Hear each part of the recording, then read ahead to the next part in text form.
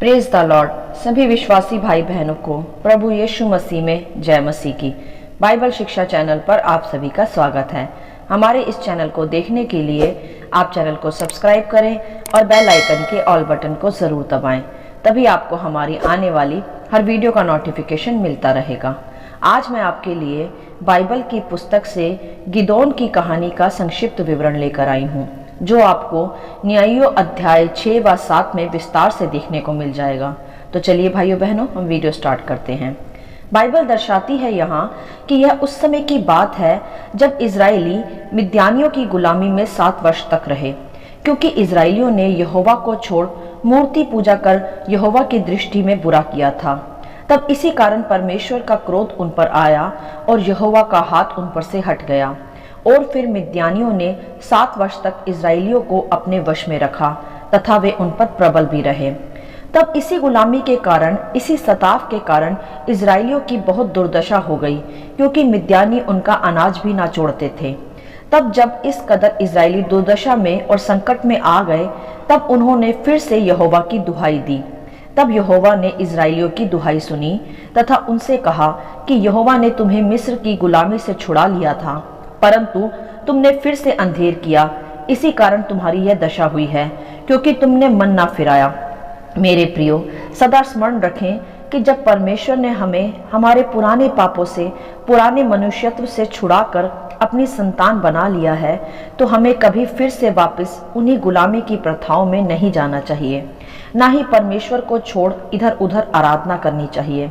जब हम ऐसा करते हैं तो परमेश्वर की दया का हाथ हम पर से हट जाता है और हम फिर शैतान की गुलामी में पड़ने लगते हैं, जिससे हमारी फिर बड़ी दुर्दशा हो जाती है, जैसे उस घड़ी इजरायलियों की भी हुई मिद्यानियों के द्वारा। तब आगे हम देखते हैं कि जब टूटे मन से इजरायलियों ने यहोवा को फिर से पुकारा, तो यहोवा तो भला है, दयालु है, करुणा से भरा है।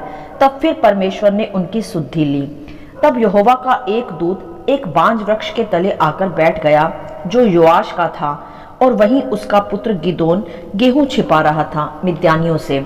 तब उसको यहोवा के दूत ने दर्शन देकर कहा कि हे शूरवीर सूरमा, यहोवा तेरे संग है।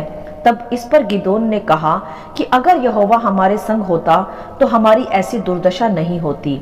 इस प्रकार वह उस दूत से शिकायत करने लगा। मेरे प्रियो, कभी कभी जब हमारे जीवनों में भी कोई संकट आता है, तब हम भी ऐसा ही सोचते हैं कि शायद परमेश्वर हमारे संग है ही नहीं, परंतु हम भूल जाते हैं कि वह दयालु परमेश्वर है, जिसका अनुग्रह हम पर सदा बना रहता है, जैसे गिदोन पर व इजरायलियों पर भी हुआ।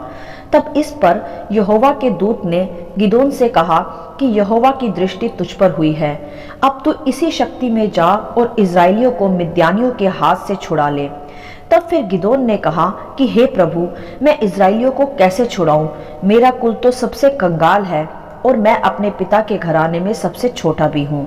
मेरे प्रियो, गिदोन ने अपनी बुद्धि में अपने को इस कार्य के लिए कमजोर समझा, परंतु परमेश्वर का देखना मनुष्य के समान नहीं है।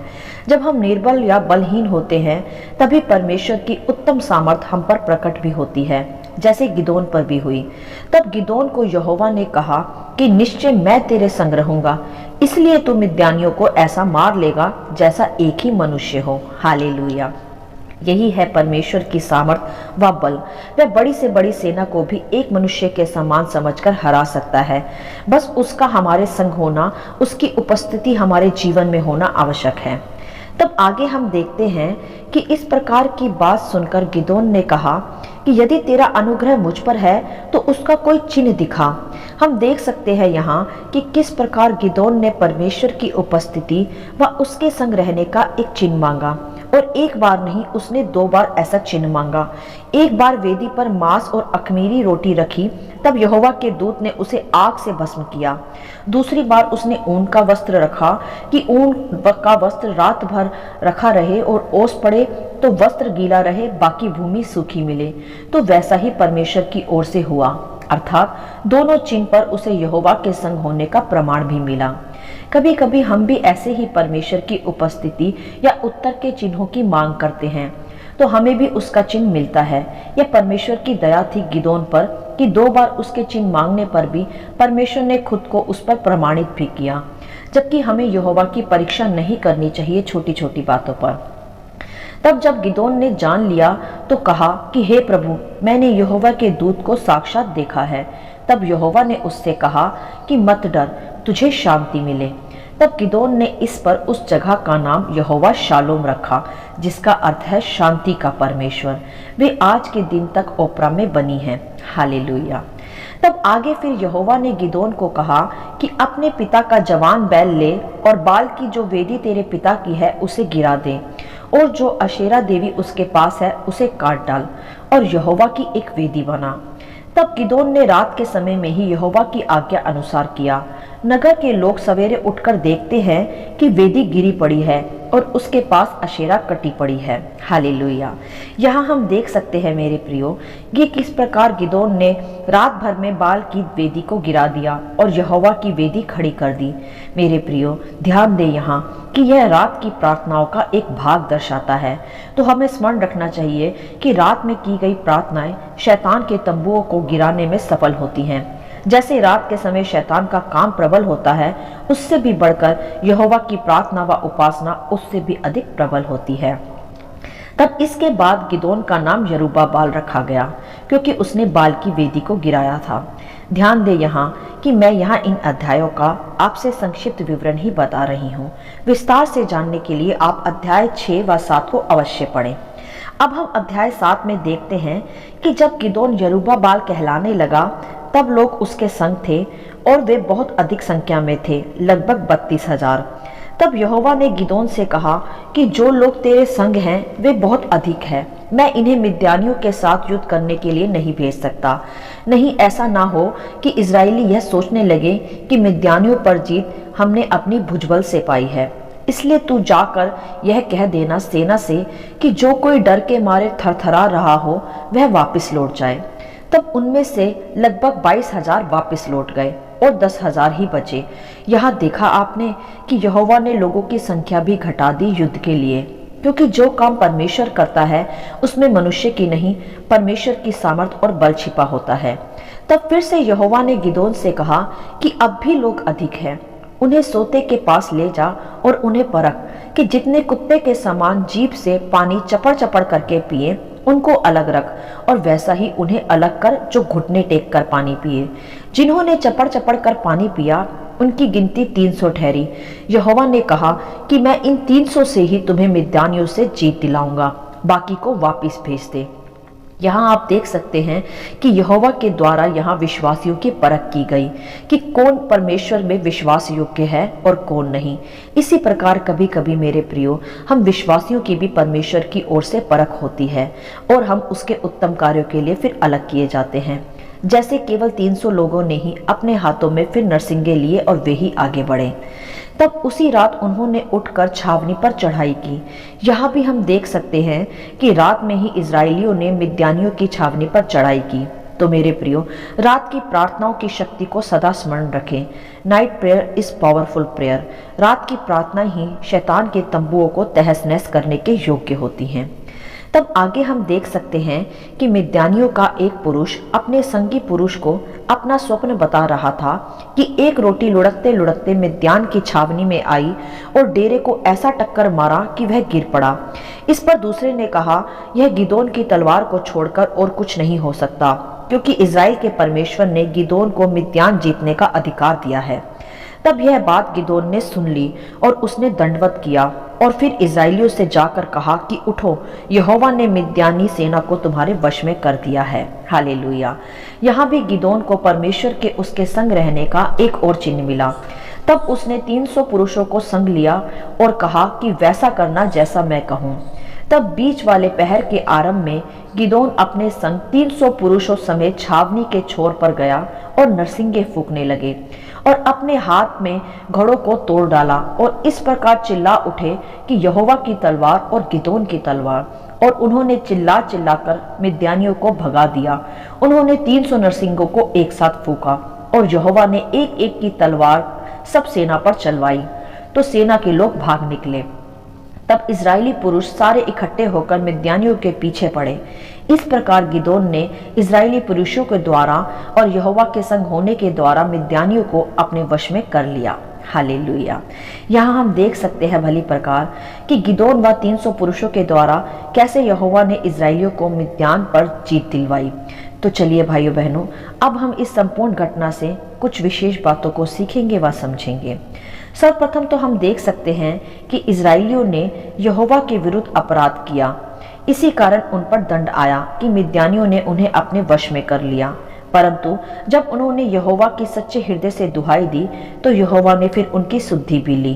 तो मेरे प्रियो, सर्वप्रथम हमें यह स्मरण रखना चाहिए कि परमेश्वर ने, जिसने हमें शैतान की गुलामी से छुड़ा लिया है, हमें फिर से दासत्व के जुए में नहीं जुटना चाहिए। ऐसा कर हम परमेश्वर को शोकित करते हैं और फिर उसका हाथ हम पर बना नहीं रहता। तो सदा यहोवा की ही आराधना करें, क्योंकि उसे छोड़ कोई प्रभु है ही नहीं। और दूसरी बात सीखने व समझने की यह है कि किस प्रकार यहोवा ने गिदोन को इस काम के लिए चुना, जबकि वह निर्बल और कुल में कंगाल भी था। मेरे प्रियो, यह भी स्मरण रखें कि चाहे आप कितने भी निर्बल और बलहीन क्यों ना हो, चाहे आप कितने भी असहाय क्यों ना हो, यदि परमेश्वर ने आपको अपने किसी कार्य के लिए चुन लिया है तो वह आपको अपने मार्ग में कभी अकेला नहीं छोड़ेगा।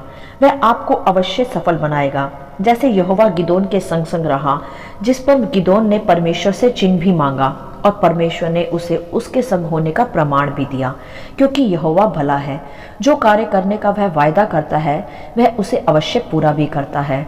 तो हम देख सकते हैं कि किस प्रकार एक निर्बल गिदोन यरूब्बाल बना, बाल देवता की मूर्ति को गिराकर, अर्थात एक शूरवीर सूरमा कहलाया, जैसा वह खुद को स्वप्न में सोच भी नहीं सकता था। ऐसे ही मेरे प्रियो, हम जो है वो हम अपनी दृष्टि में हैं, परंतु यहोवा का जांचना व देखना अलग है। वह हमें एक शूरवीर सूरमा की दृष्टि से देखता है और हमारे संग रहकर हमें हर क्षेत्र में विजय भी दिलाता है, जैसे गिदोन को भी दिलवाई। और गिदोन ने अधिकतर कार्य रात के समय किए, जो प्रभावशाली भी हुए। तो आप भी नाइट प्रेयर्स को कर सकते हैं यदि आप करने में योग्य हो। यह शैतान को हिलाने के लिए एक पावरफुल प्रेयर होती है। और अगली सीखने व समझने की बात यह है कि गिदोन के साथ कम से कम 32,000 पुरुष थे, परंतु उन सबको यहोवा ने परखा और केवल 300 पुरुष ही उनमें से बचे युद्ध के लिए, क्योंकि परमेश्वर ने यहाँ यह सिद्ध कर दिया कि मनुष्य से जो नहीं हो सकता वह परमेश्वर से संभव है। यदि वह अधिक होते तो सोचते कि मिद्यानियों से वह अपनी पावर से जीते हैं, तो वह घमंड में फिर गिर जाते, परंतु यहोवा ने उनकी नहीं वरन अपनी सामर्थ को वहां प्रकट किया, ताकि वह जान सके कि इजराइलियों को छुड़ाने वाला यहोवा ही परमेश्वर है, जिससे वह बार बार भटक जाते थे। इसी कारण परमेश्वर ने केवल 300 पुरुष ही नियुक्त किए, वे भी केवल नरसिंगे फूंकने के लिए। मेरे प्रियो, यहाँ ध्यान दें कि यहोवा की आराधना ही काफी है, उसका नाम ही काफी है युद्धों को जीतने के लिए। उसके लिए भाले और तलवार की नहीं, केवल उसके नाम की पावर की आवश्यकता होती है। जैसे इजरायलियों ने भी नरसिंगे फूंक फूंक कर यहोवा का नाम चिल्ला चिल्ला कर लिया, और उसी कारण मिद्यानी डर कर भागने लगे और फिर उन्होंने उन पर तलवार चलाई। यही है उस सच्चे परमेश्वर की सामर्थ व बल, जो संग हो तो कमजोर से कमजोर भी एक शूरवीर सूरमा हो जाता है, और 300 मात्र पुरुष भी हजारों पर प्रबल हो पाते हैं और शैतान के राज्य का फिर अंत भी कर पाते हैं। हालेलुया। तो भाइयों बहनों, हमने गिदोन की संपूर्ण कहानी में यही सीखा कि हमें रात में भी प्रार्थनाएं करनी चाहिए और खुद को असहाय ना समझे और ना ही निर्बल समझे। जो काम यहोवा ने आपको दिया है, जिस काम के लिए उसने आपको नियुक्त कर लिया है, उसमें वह सदा आपके संग रहेगा और आपको हर क्षेत्र में विजय भी बनाएगा, और आपको एक शूरवीर सूरमा की दृष्टि से वह देखता है, जैसे उसने गिदोन को भी देखा। जबकि गिदोन अपनी दृष्टि में कमजोर था, बलहीन था, परंतु वह शूरवीर सूरमा यहोवा की दृष्टि में बना और यरूब्बाल भी कहलाया, क्योंकि यहोवा उसके संग संग रहा, और उसके संग रहकर यहोवा ने इजराइलियों को मिद्यानियों की गुलामी से पूरी तरह आजाद किया, जिसमें कि संख्या में भी पुरुष कम थे। ये सब सामर्थ और यह प्रकट करती है कि यदि यहोवा ने हमें चुन लिया है किसी कार्य के लिए, तो वह उसे अवश्य पूरा करेगा, और हम निर्बल नहीं, हम सामर्थी प्रजा बनेंगे। हालेलुया। आशा करती हूँ इस कहानी का संक्षिप्त विवरण आप सभी को समझ आएगा। प्रभु आपको अपनी आत्मा से भरे। आमीन।